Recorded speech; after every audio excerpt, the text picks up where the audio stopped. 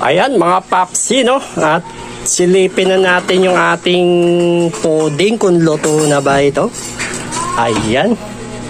So mukhang malapit na maluto itong ating pudding, no mga papsi. So ayan.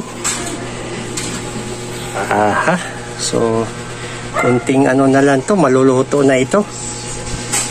Yan, yan yung ating pudding, no? Dalawang tray yung ginawa natin ngayon. So mga papsi, ayan. So konting kimbot na lang to, luto na ito.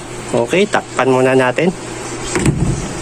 So ayan, so mukhang luto na itong ating pudding mga papsi. So pwede na natin tanggalin. Ayan, so mukhang luto na.